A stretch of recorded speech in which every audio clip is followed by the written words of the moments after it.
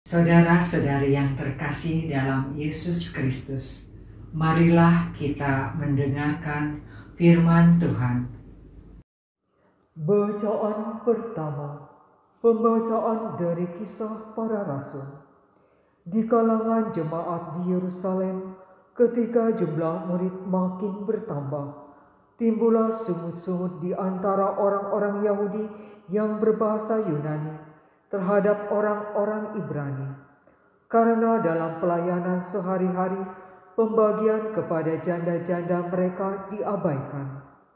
Berhubung dengan itu, ke-12 rasul memanggil semua murid berkumpul dan berkata, "Kami tidak merasa puas karena kami melalaikan firman Allah untuk melayani meja.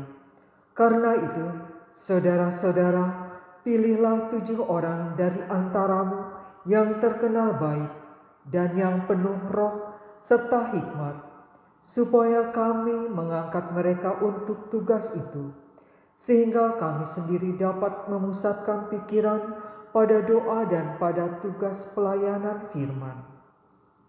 Usul itu diterima baik oleh seluruh jemaat. Lalu mereka memilih Stefanus, seorang yang penuh iman dan Roh Kudus.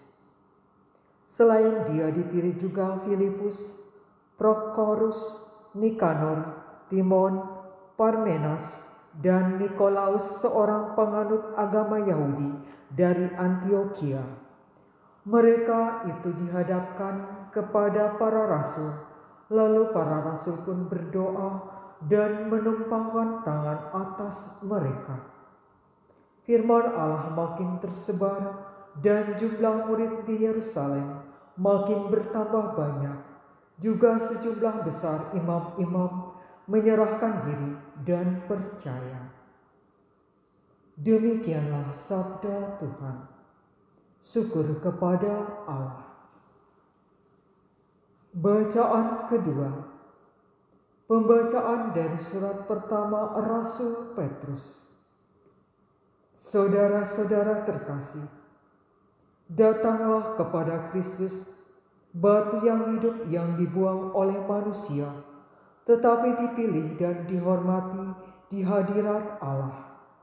Biarlah kamu pun dipergunakan sebagai batu hidup untuk pembangunan suatu rumah rohani bagi suatu imamat kudus, untuk mempersembahkan persembahan rohani yang berkenan kepada Allah karena Yesus Kristus. Sebab ada tertulis dalam kitab suci, "Sesungguhnya aku meletakkan di Sion sebuah batu yang terpilih, sebuah batu penjuru yang mahal, dan siapa yang percaya kepadanya tidak akan dipermalukan."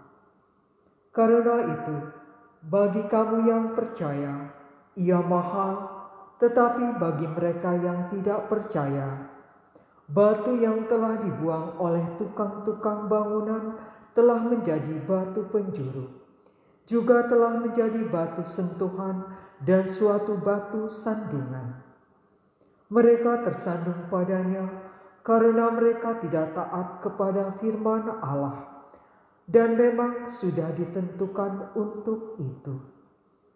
Tetapi kamulah bangsa yang terpilih, kaum imam yang rajawi, bangsa yang kudus, umat kepunyaan Allah sendiri.